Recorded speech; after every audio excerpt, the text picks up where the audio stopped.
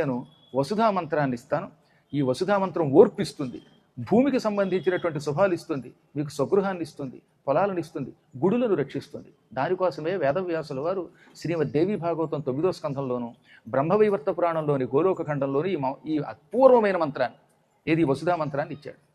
ఇప్పుడు మైకు పనిచేయట్లేదు, కానీ సాయంత్రం అద్భుతమైన మైకు ఉంటుంది కనుక అక్కడ ఉపన్యాసంలో ఆలయాల యొక్క పరిరక్షణ గురించి తెలుసుకుందాం. ప్రస్తుతానికి ఆ మంత్రాన్ని మీ అందరికీ చెబుతాను, అనండి. ఓం హ్రీం శ్రీం క్లీం వసుధాయై నమః. ఓం హ్రీం శ్రీం క్లీం వసుధాయై నమః.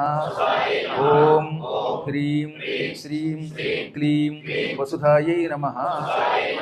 అద్భుతమైన మంత్రం. వరాహ అవతారంలో శ్రీమన్నారాయణుడు లోకానికి అందించిన మంత్రం. ఇది దేవీ భాగవతంలో 9వ స్కంధంలో ఉంటుంది. మళ్ళీ ఇదే మంత్రం యథాతథంగా దేవీ భాగవతంలో ఉన్న మంత్రమే బ్రహ్మవైవర్త పురాణములో గోలోక ఖండంలో ఉంటుంది. అంటే 2 పురాణములలో వేదవ్యాసుల వారు మనకు అందించిన మంత్రం. అది కూడా ఆదివరాహస్వామి వారు భూదేవికి చెప్పాడు, భూమి నీ కోసం ఒక మంత్రాన్ని నేను ఇస్తున్నాను. ఈ మంత్రాన్ని కలియుగంలో ఉన్న మానవులు మరింత విశేషంగా జపం చేసుకుంటే వాళ్ళు సుఖం పొందుతారు. దీనివల్ల ఒకటి వ్యక్తిగతమైన లాభము పొందుతారు, మీ గృహాలు సుఖంగా ఉంటాయి, ఇల్లు లేని వాడు ఇల్లు పొందినవాడు ఉన్నారు, పొలాలు వస్తాయి, ఆలయం రక్షింపబడుతుంది, ఎందుకంటే అది భూదేవి మంత్రం కనుక. ఈ విధంగా అన్ని రకాలుగా ఓర్పుని కూడా ఇచ్చేటటువంటి అపూర్వమైనటువంటి మంత్రం ఇది. ఈ మంత్రానుష్ఠానం వల్ల ఒక రకమైన ఓర్పు వస్తుందండి. దేన్నైనా తట్టుకునే శక్తి వస్తుంది. ఒక్కొక్కప్పుడు మానవుడు అన్నాక కష్టం రాకుండా ఉంటుందా? కష్టాలు ఎప్పుడు మానవులకే వస్తాయి తప్ప ఇంకెవరికి వస్తాయి? అటువంటిప్పుడు సహించి ఆ కష్టం నుంచి బయటపడతారు. ఒక సత్కార్యక్రమం మొదలుపెట్టిన తర్వాత మళ్ళీ ఎప్పుడు వెనక్కి రాకూడదని చేస్తారు అన్నమాట. దేవదానవులు ఉన్నారు, పాల సముద్రాన్ని అమృతం కోసం చిలకడం మొదలెట్టారు.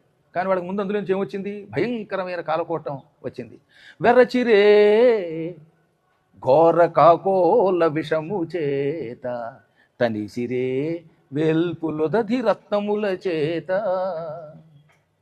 దేవతలు దానవులు కలిసి పాల సముద్రం తిరుగుతూ ఉంటే భయంకరమైన కాకోల విషం వచ్చింది, కాలకోట విషం వచ్చింది.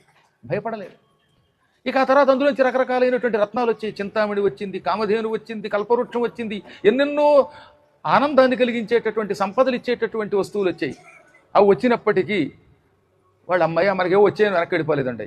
ఇక్కడ గుర్తుపెట్టుకోవాల్సింది ఏంటంటే, ఏంటి గొడవ? ముందేమో భయపడలేదు, 2 అందులోంచి వచ్చిన తక్కినటువంటి వస్తువులు చూసి లోపపడి రావలసిన అమృతం కోసం ఆగలేదు. కాబట్టి మధ్య మధ్యలో మనం ఇలాంటి మంచి పనులు చేస్తున్నప్పుడు ఆటంకాలు వస్తాయి, అప్పుడు భయపడకూడదు. లేదా తాయిలాలు వస్తాయి అప్పుడప్పుడు. మీ మతం వదిలేస్తే మా మతంలోకి వస్తే శనివారం నాడు ఇంత నూనె ఇస్తాం, లేదా కేజీ బియ్యం ఇస్తాం అంటారు. అటువంటి రత్నములకు లోబడకూడదు. చివరిదాకా అమృతం వచ్చేదాకా దేవతలు ఎలా ప్రయత్నించారో మీరు కూడా అలాగే ప్రయత్నం చేయాలి అని అనేక మంగళాశాసనాలు చేస్తూ